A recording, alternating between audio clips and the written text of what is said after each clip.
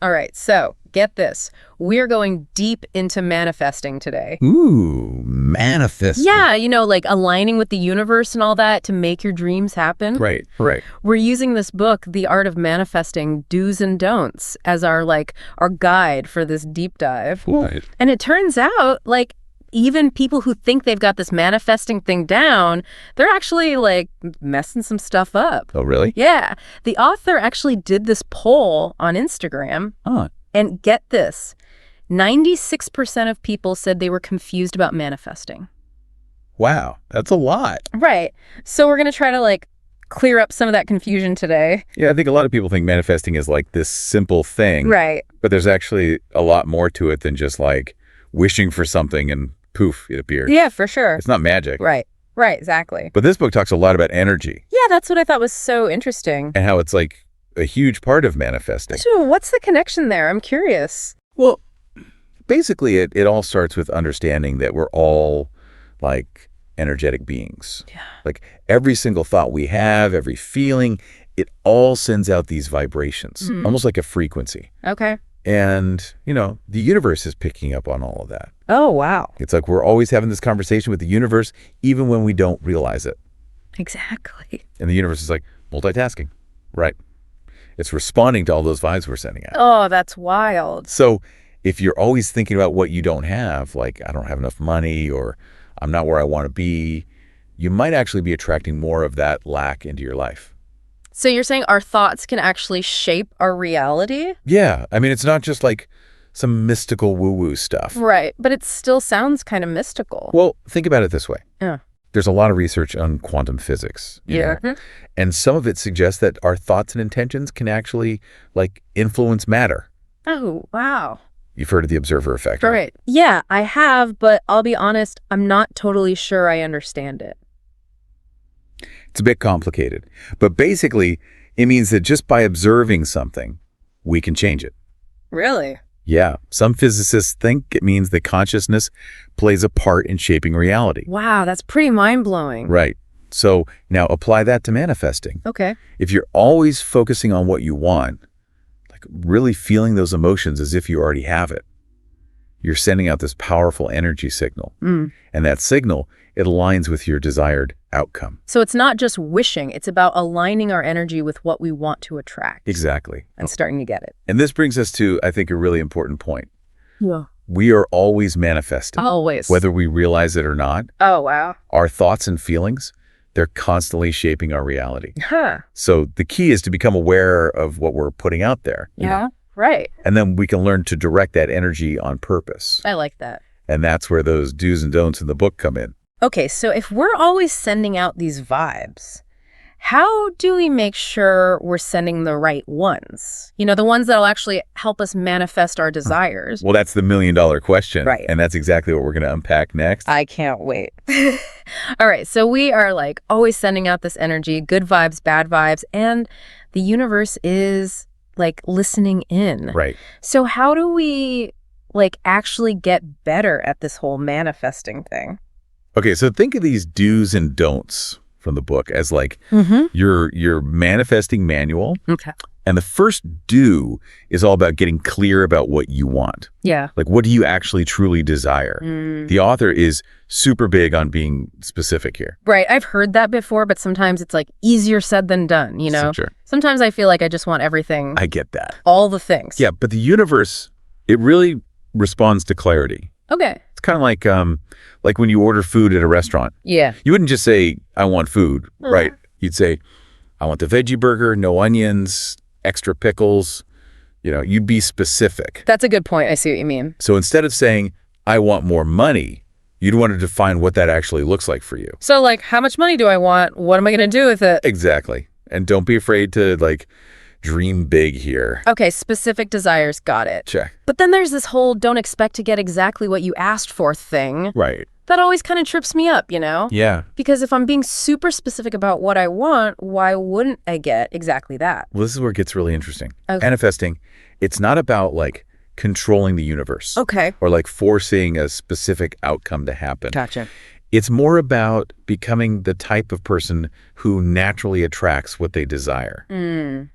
So it's less about the how and more about the who. Yeah. Okay. So for example, let's say you're focused on getting a promotion at work, right? You're visualizing it, you're feeling excited about it. But what if in the process of like aligning with that desire, you become so skilled, so valuable that an even better opportunity comes along? Oh. Something you hadn't even thought of. I see what you mean. By focusing on becoming the type of person who gets promoted, you've actually opened yourself up to something even bigger. Yeah, that makes sense. So you're expanding your possibilities, not limiting them. Okay, cool. And this kind of goes hand in hand with the next do, which is to trust that the universe has a better plan. Ooh, that's a tough one. It can be. Surrender isn't exactly my, like, strong suit. I hear you. I like to feel like I'm in control, you know? It's a very common thing, especially these days where we're all about taking charge. Right. But sometimes the most magical things happen when we just let go, when we stop trying to force things to be a certain way, and we let the universe guide us. The author actually talks about this in the book in the context of her journey with motherhood. It sounds like she had this very specific vision for how she wanted things to be. Right. But ultimately, she had to surrender to a greater plan. And, you know, that brings us to another important don't. Don't try to make things happen. Oh, tell me about it. It's that need to control every little detail, right? Yeah. To overthink things, to constantly ask everyone for their opinion. I do that. We all do it to some extent. It's like a human thing. Yeah. But that kind of energy, it actually creates resistance. It's like you're trying to force a square peg into a round hole. So how do we actually let go of that need to control? It definitely takes practice. Yeah. But the book actually offers this really beautiful prayer for guidance that I think can be helpful. What is it? Thank you, universe, for guiding me on this path of becoming new. I honor this vision of how I want to feel. I am willing to receive guidance now. Ooh, I like that. It reminds us that we don't have to figure it all out ourselves. You know, we can ask for help. We can ask for guidance. Totally. And just trust that it will come. And speaking of guidance, that leads us to one of the most interesting parts of the book, in my opinion, the spiritually aligned action method. Oh, yeah, that's a good one. I was so curious about this. Yeah.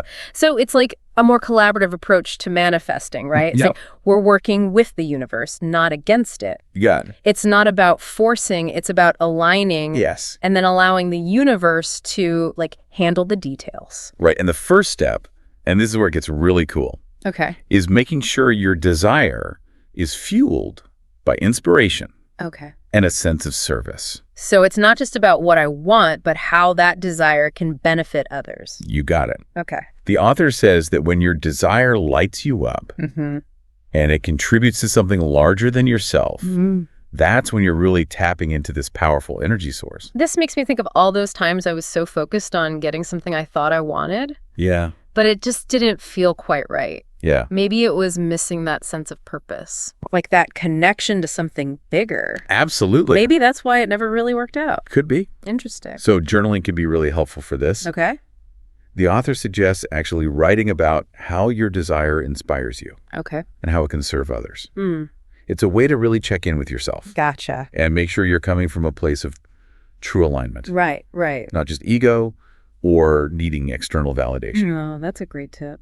So if you're manifesting love, it's not just about finding a partner to complete you. Right. It's about becoming the kind of person who can create a loving and supportive relationship. Yeah. One that contributes to your well-being and the well-being of others. It's about the shift in perspective. Exactly. Like if you're seeking financial abundance, but you're doing it from a place of fear, like you're terrified of scarcity, that fear might actually block you from receiving that abundance. But if you're seeking financial abundance so you can support your family, give back to your community, pursue a passion that helps others. Yeah. That's a completely different energy. It's about aligning your inner world with your outer world. Exactly. And creating a life that is fulfilling for you and also makes a positive impact. That's the beauty of the spiritually aligned action method. I love it. And this brings us to another really important don't from the book. Don't limit your manifesting practice to a specific time and place. So it's not just about my morning meditation or my gratitude journal. Right. Like the author warns against compartmentalizing our spiritual practices. Okay, When we do that, we actually limit the flow of inspiration and abundance in our lives. I can see that. It's like saying, okay, universe, I'm open to your magic from 8 to 8:30 a.m., Yeah, but then you're cut off for the rest of the day. that's funny. It just doesn't really work like that. Right. It's about staying open throughout the day, not just during designated spiritual time. Exactly. Manifesting is an ongoing process. Yeah. Like an art form, It's about cultivating a mindset of awareness and intention in every aspect of our lives. I like that. And that brings us to the last do, which is to make manifesting part of your daily life. Yes. It's about integrating these practices into our everyday routines Oh, instead of seeing it as something separate, right. weaving it into everything we do. So what are some ways we can actually do that? Well, the author mentions daily meditation, even if it's just for a few minutes. Okay. Turning to prayer when we need guidance or support, and being mindful of our finances. Right. That can help us attract abundance. Those are some really good starting points. Simple, but powerful. Yeah, it's about bringing that awareness and intention to everything. Exactly. This is really making me rethink my whole approach to manifesting. I'm glad. It's not just about getting what I want. It's about becoming the person who naturally attracts those desires Right. and then, using them for good. It's a beautiful thing. I love it. Remember, manifesting is a journey, not a destination. It's about experimenting, trusting the process, and allowing the universe to work its magic. This deep dive has been so eye-opening. It has been fascinating. We went way beyond just like surface level manifesting tips. We did. And really explored the meaning behind it all. The deeper meaning. Yeah.